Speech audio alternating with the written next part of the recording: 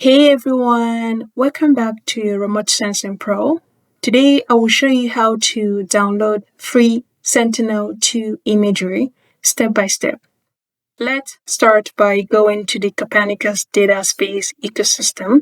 Open your browser. I'm going to use Google. You can use Google and just type data space. So we have data space Copernicus. So the second one, click on that. Click on the second one, which is the Copernicus browser. All right, so you need to log in. You will need a free account.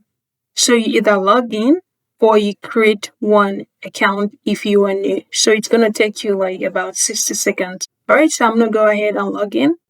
So here is the search interface. You can zoom in or search for a location of interest. All right, so you've got the option to either zoom in to know your location. So I will say zoom out first. So start by zooming out to finding which continent your study area is, first of all. But once you found that, you can now start zooming in. And you can also search for a place of interest. So I will prefer to use this search. I will search for Niger River.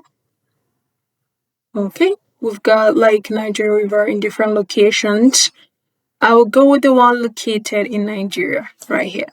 Okay, so I want to zoom in a little bit to get to my study area. All right, so this is the place I'm very much interested in. I want to define my study area, my area of interest, and I've got like options. So this is the next step.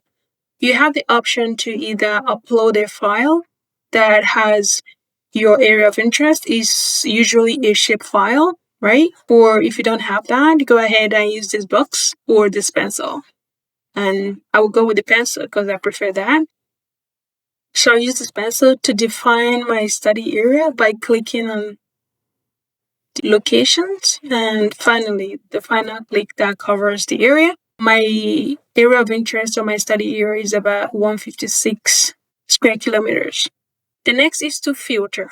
So I'll go to the search where I have this search criteria. I don't have the product name, but I do know the mission that I want, which is Sentinel-2 mission.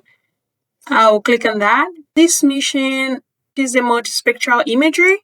And then for the cloud, which is 100%, I want a very low cloud image. 1% is awesome. I'm also interested in level 2A, surface reflectance image. That's defined. Next is the date range. So the current date range is from August 14th to September 14th. All right, so I want to change this to, you can choose any year of your choice here, maybe 5 years ago from 2020. But I will want to keep it to 2025. For the month, I will go with January. So I will do January 1st and to September 14th. I just want to leave it like that. But if you want to change it, you can go ahead to change that as well. All right, I'll go ahead and search. I have two scenes that cover my study area. So the first scene didn't cover it very well. It covers just this part, the left part of the lower edge. And that's not what I want. I want the second one for sure. So I'm going to click on the second one and here it pops up. If you want to visualize the imagery before you download it, you just click visualize. And that's going to overlay the image on your study area. And you can see there's no cloud. Like the image is very clear. So I'll go back to the current view. And now I can click on it once more. So I can click on this thumbnail right here to download the product. Okay, so it's downloading. Here you can see I'm downloading Sentinel-2 MSI level 2 image. And the date of acquisition, which is my sensing time, is 2025, January 11.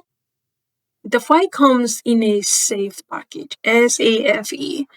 It's usually around 500 megabytes to about 1 gigabytes. You can see mine is like 1.1 gigabytes. And with all the spectral bands inside the file. So once you unzip it, you're going to have all your spectral bands in the folder.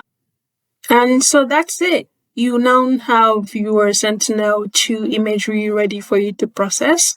In the next tutorial, I will show you how to download and install QGIS, which we will use throughout this series. If you would rather use Python, check out my earlier tutorials on how to use Python for remote sensing and GIS. I will leave the link below. Don't forget to like, share, and subscribe.